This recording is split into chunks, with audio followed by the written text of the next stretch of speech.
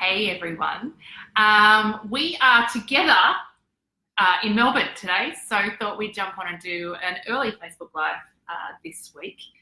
I don't know about you, but I was just saying to Fee, gosh, I have to keep talking myself. Every morning I'm giving myself a pep talk at the moment, just to get up and go about my day.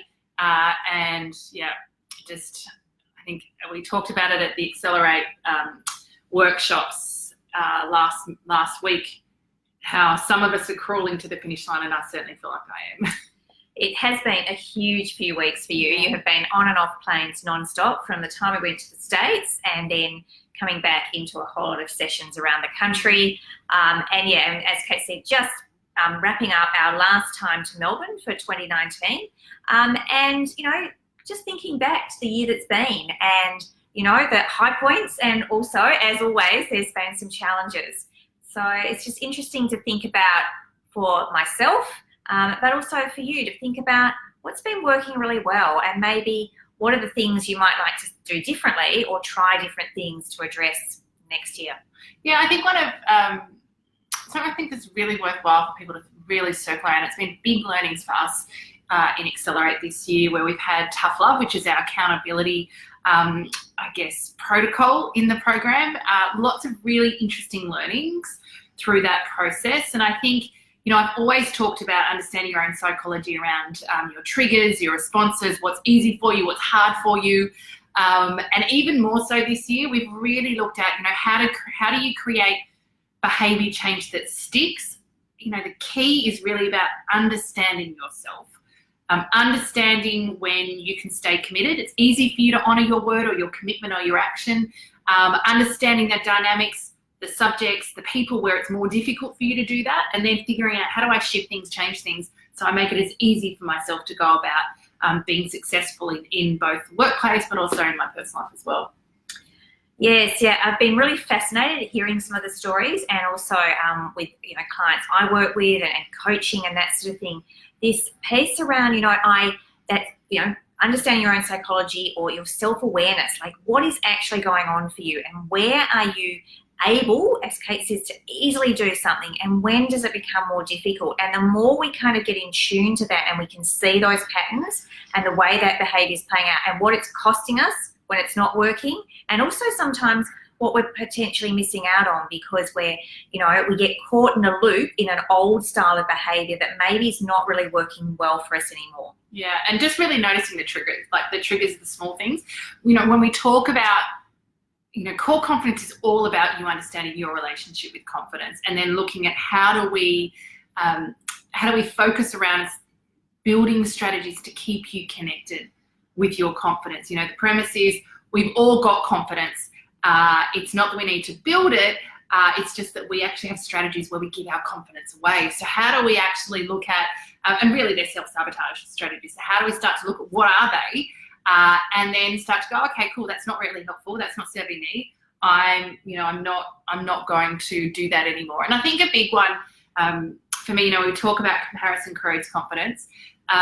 It's really easy. The comparison piece is almost autopilot for a lot of us. And I think just the importance of being really, really true around knowing your strengths, which is, know your stuff. One of the core confidence building blocks, knowing what you're good at, giving yourself permission to suck, which has been a great learning this year from Brené Brown, Deadly. We're just talking about great books we've read this year. 5 Dysfunctions of a Team we've loved. Deadly, just, oh goodness me, phenomenal as well. But giving yourself permission not to be great at everything, and then really leaning into, okay, cool, so then what am I going to do here? Who do I get on my team? I think a big thing that I've learned this year and really leaned into is I'm not great at everything. Bring in smart people who can help you achieve things, and really kind of activated that, particularly in business. Yes, we've done some new things, tried some new things. As Kate said, more people working with us, supporting us, helping us.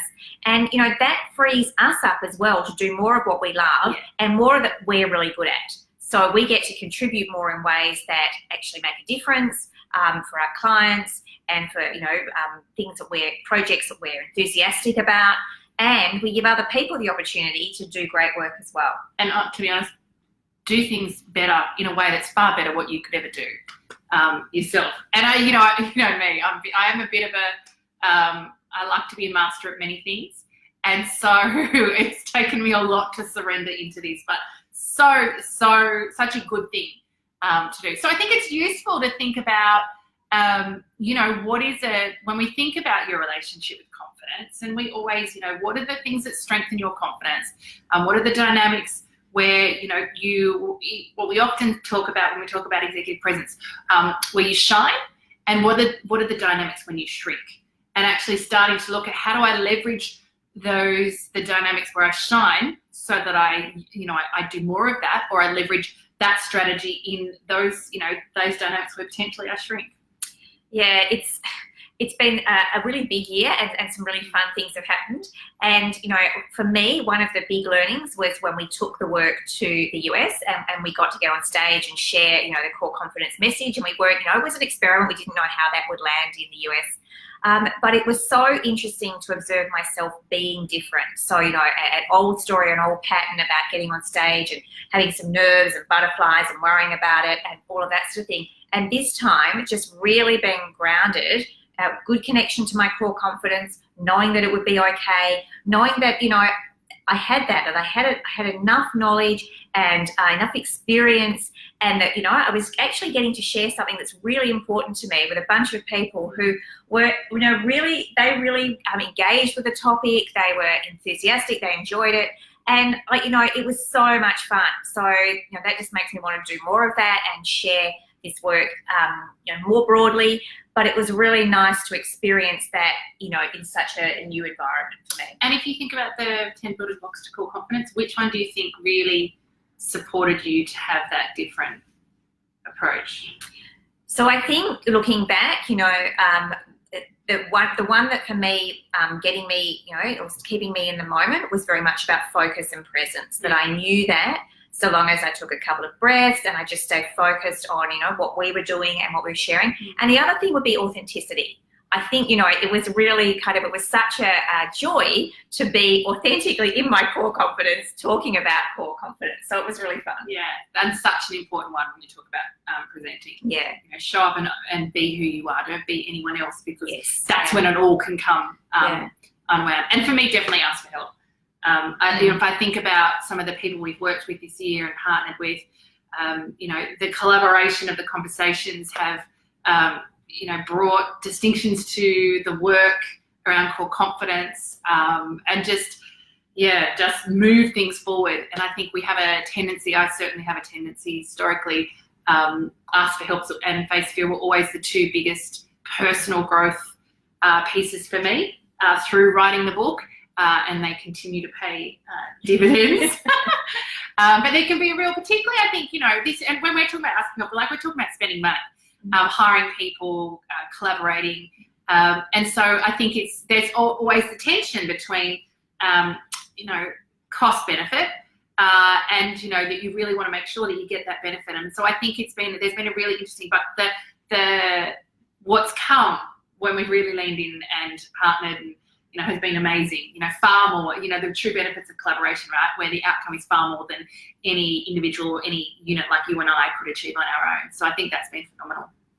Yeah, so big learnings for us always. What we love with this material is that it continues to be super relevant for us, as it does, you know, for other people that we work with and share the work with. So exciting. Yeah, and the opportunities are in exploring your own dynamics. And I think we'll talk more about this next week, but, you know, the more that you can understand where you shrink and where you shine, the more that you can start to then implement strategies to make sure you shine more. And that's certainly what we want for you in 2020 as well.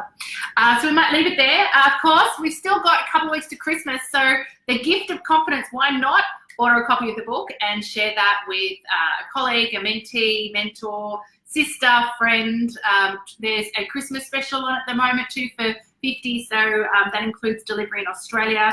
That's available on the website as well. So if you're interested, just jump on and order a copy. It's still time to get it to you.